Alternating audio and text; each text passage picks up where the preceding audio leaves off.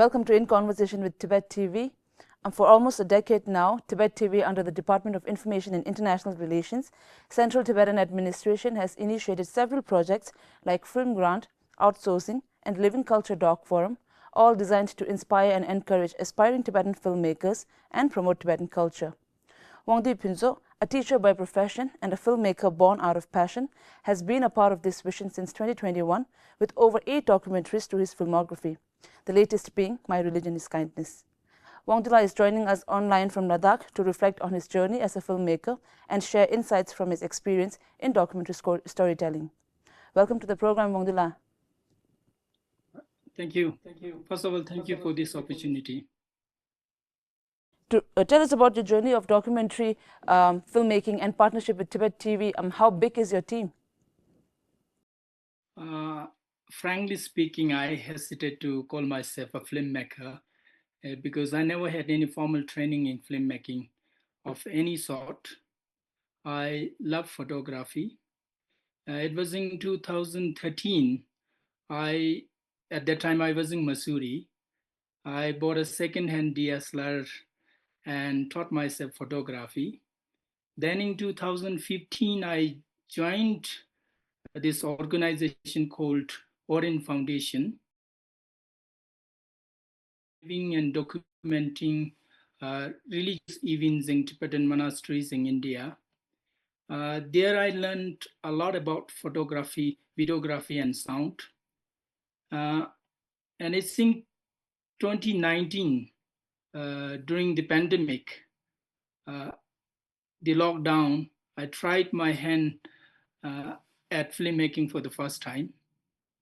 My first short film was called Cutting Chetan, The Year of Gratitude. Met with 2 of my friends working at Ordeal Foundation. Once the film was completed, we didn't have any platform to publish it. At that time, I had a YouTube channel with hardly 100 subscribers. So we decided to reach out to Tibettv. Tibettv encouraged us to take part in their film grant, under which selected filmmakers would be granted 2 lakh rupees. I wrote back to Tibettv saying that we didn't want to take part in the grant, that we would be happy if Tibettv could simply publish our film on their platform. That's how I got connected with Tibettv. Later, Tibettv not only published the film, but also offered us 50,000 rupees. So without Tibettv support, I would not have become a filmmaker. All the films that I have made till today are all funded by Tibettv.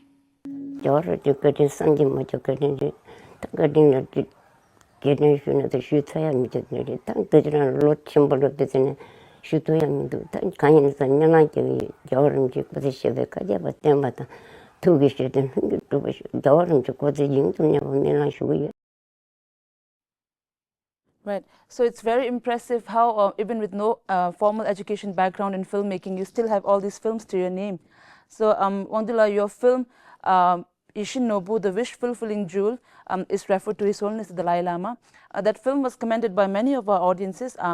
What compelled you to make this film?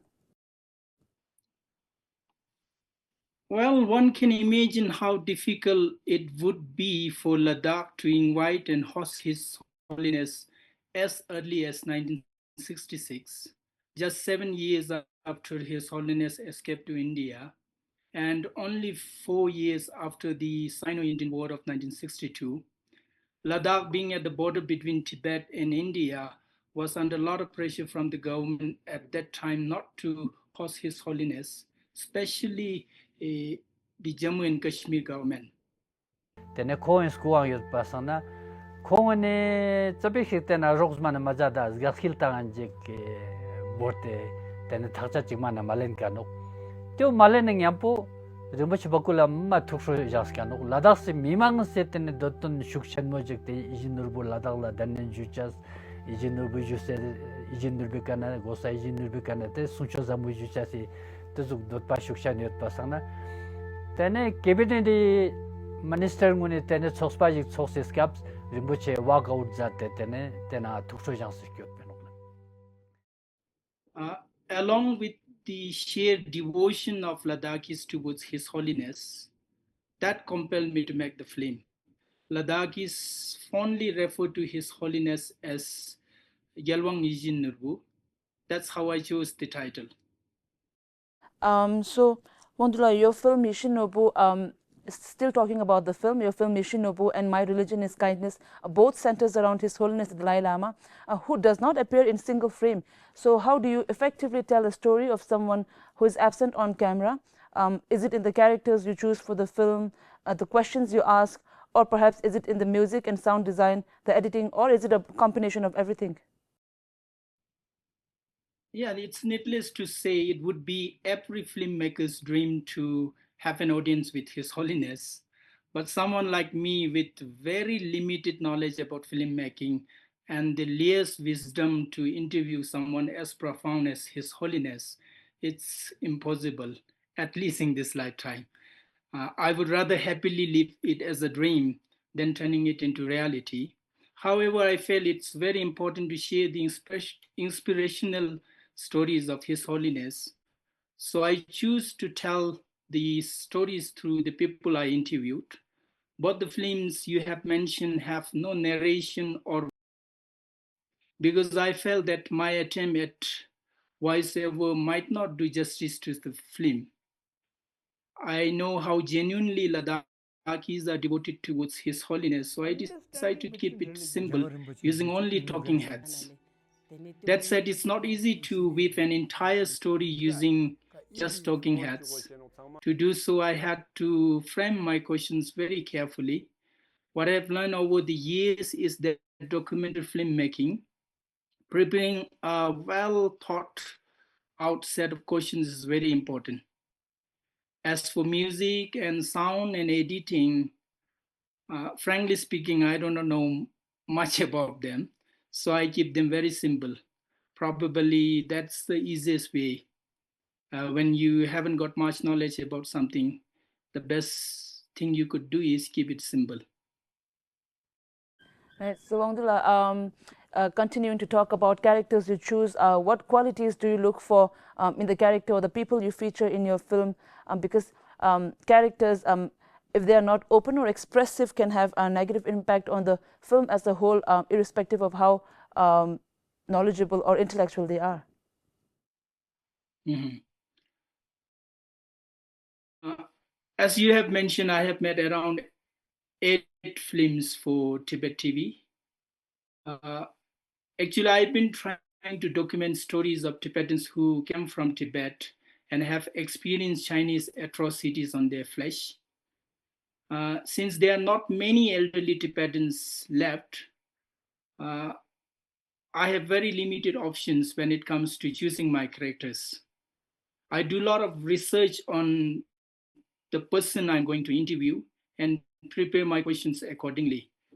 I also visit the person several times before the interview, before the actual interview, which I think is very important as it helps them feel very comfortable during the interview. For example, I interviewed Ngodup for 3 times. Each interview almost lasted 2 hours. And finally, I was able to create a short film of 30 minutes.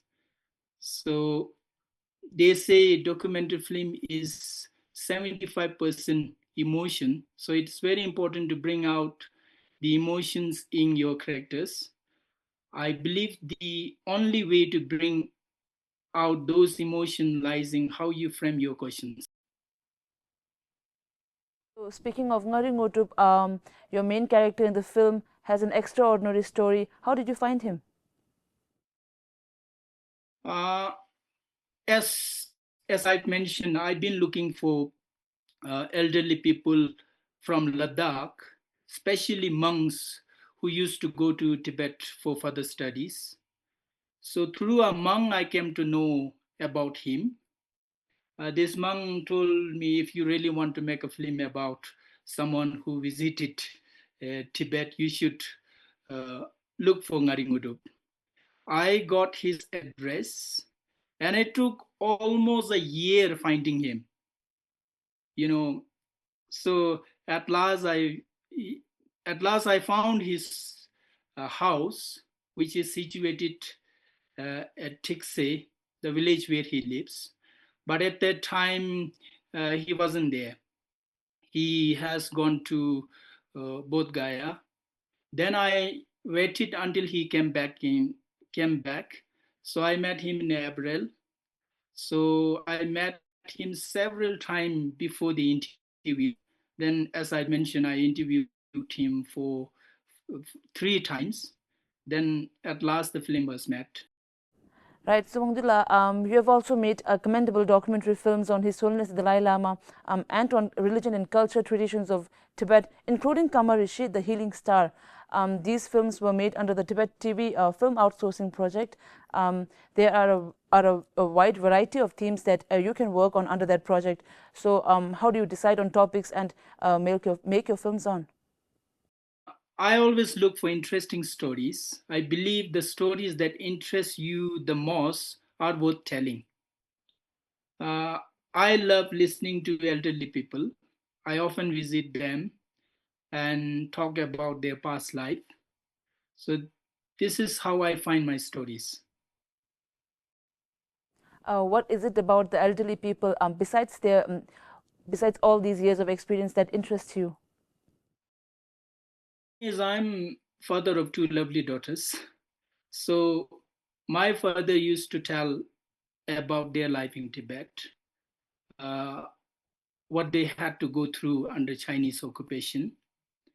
So what I felt is tomorrow if I was going to tell this story, my father is no more, by the way. He passed away in 2013.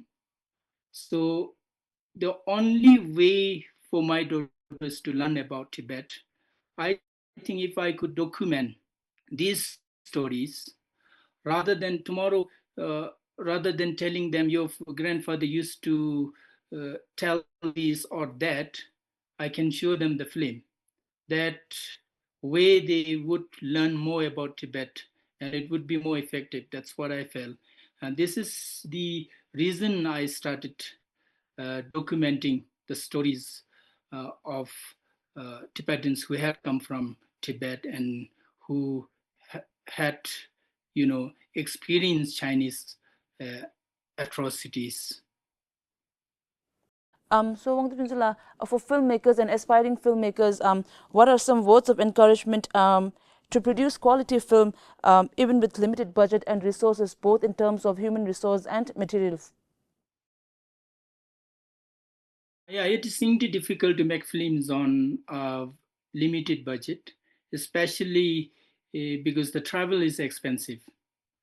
As Tibetan settlements are scattered across India, the best thing one can do is look for interesting stories in and around where you live. My second film, Kyithang Makpon, was made when I was in Mungot, and my other films were made in Ladakh, where I live nowadays.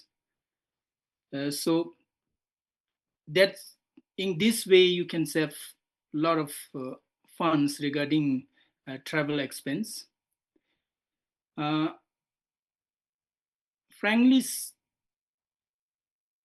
frankly speaking, I should seek more advice in filmmaking than uh, giving advice. But still, as I have learned filmmaking through trial and error method, I can say to young emerging filmmakers that the best, the first step is just begin making films. Do not worry about equipment. I've been filming my films with uh, Canon 80D, a very basic camera, and edit on an old MacBook Air. I recently upgraded my camera, but I still edit on that old MacBook. I don't own any fancy studio, uh, not even, a film crew. I am what they say, a one man kind of filmmaker. So what I mean to say is it's doable. What matters most is the story. And it's very important for us to document the story of our struggle for the future generation. if you have a passion for filmmaking, with you don't really need fancy equipment or not even a degree to make films. That's what I believe. Right. So Wangdu, before we let you go, are there any future films in progress that you can share with us? I am really looking forward to make a fiction film, probably a short film. I have already written the script, so I'm really looking forward this turns into a reality. Thank you. So all the very best for the project, and thank you so much for speaking to Tibettv. Thank you. That is all for this episode of In Conversation with Tibettv. Thank you for watching. I will see you in the next one.